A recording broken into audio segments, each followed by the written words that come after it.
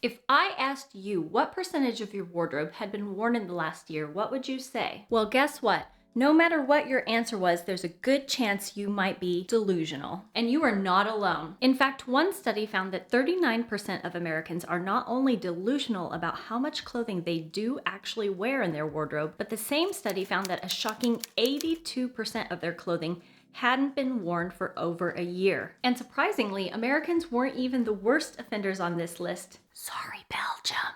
Since so many of us seem to struggle with letting go of clothes, today I'm sharing a list of 10 clothing items that you do not need in your wardrobe. Hi there and welcome to my channel. My name is Marissa and I'm the founder of A to Zen Life, where my mission is to help you conquer your clutter and simplify your way to a life you love. I know a thing or two about having too many clothes. I would estimate that I had well over 500 items, maybe even more, in my wardrobe when I first embarked on my extreme decluttering journey. And along with this list of 10 things that you can declutter from your wardrobe right now, I will also share a few related blog posts and videos down in the description box below for you on topics such as how to purge your closet, build a minimalist wardrobe, or even sell unwanted clothes online. So do me a huge favor and give this video a like for the YouTube algorithm, and let's dive in. Item number 1 on this list is the latest trends. People can waste a lot of time and money trying to keep up with the latest trends, and it's like a dog chasing its own tail. Now, I don't want you to think that I'm 100% anti-trend. I think it's absolutely okay to buy into trends if you think that it honestly fits your personal style, goes with other items in your wardrobe, and it's something you can see yourself wearing for longer than one season. I actually did find one fall and winter fashion trend that I am totally on board with, and that is the trend of wearing bathrobes in public. Can we please make this a thing? I already do this in my own home the entire winter anyway. So don't just feel like you have to go with the flow and follow along with the latest fashion trends, but really think about what fits into your lifestyle and your actual sense of personal style before you buy. The next clothing item that you don't need in your wardrobe is shoes that hurt your feet. Life is too short to be wearing uncomfortable shoes. I am someone who has very sensitive feet, and so finding comfortable shoes has really been a game changer in my minimalist wardrobe that has allowed me to downsize the amount of shoes that I own quite significantly. I have one pair of winter Ugg boots that I wear.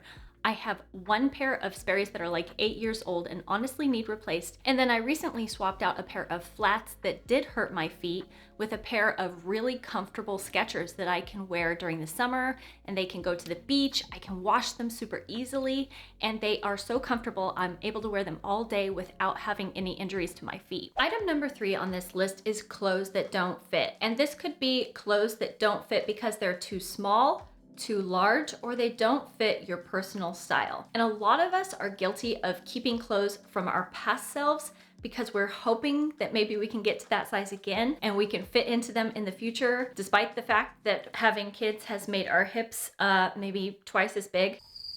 Yeah, that's not happening. But when you have too many clothes that don't fit your body type, you're not living in the present moment. You're living either too much in the past or too much in the future. And if you don't have clothes that fit your sense of personal style, you're not going to feel good about wearing them. So it might be time to let go of clothes like this in your wardrobe. And if you need more help to know about these kind of fantasy self items, make sure to go check out this video because I dive a lot more into this topic and the emotions and the guilt and the feelings wrapped up into it.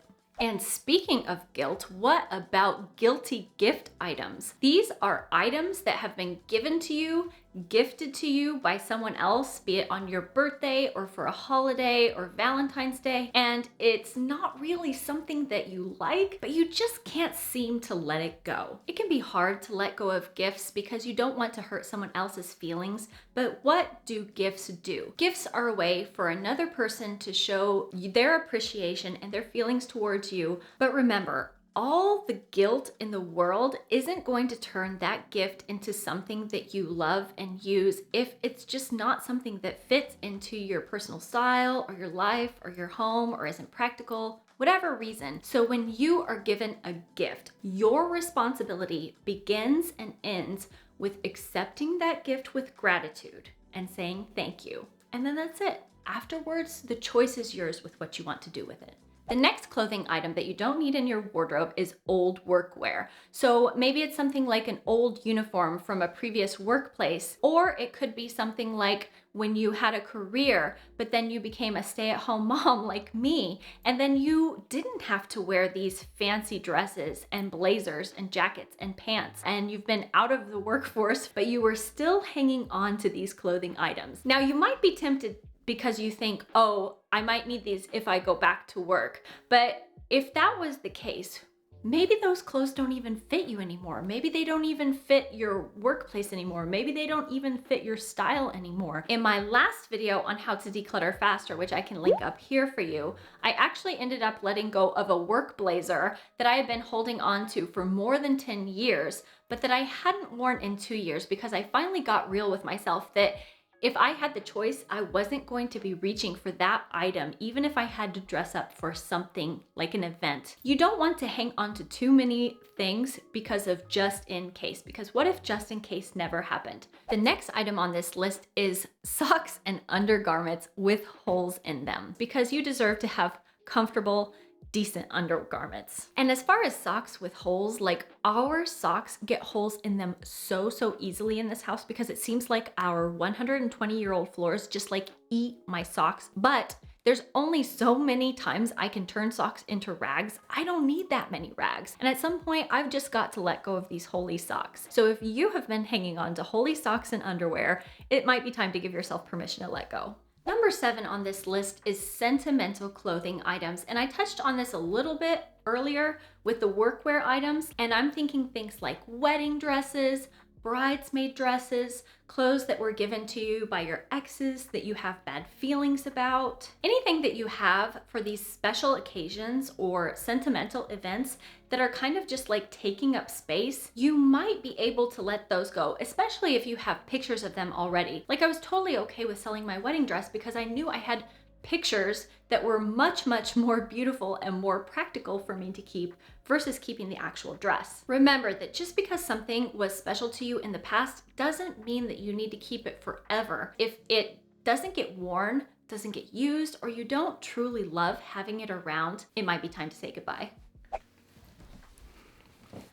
The next item on this list is too many DIY projects or mending projects. So if you have any mending projects or DIY projects related to clothing that you've been meaning to tackle, but it's been more than 6 months and you haven't gotten around to it, it might be time to get rid of those items. I'm a huge fan of sustainable living and I make it a point to care for our clothes by laundering them less, hanging them to dry, and I have mended plenty of clothes recently.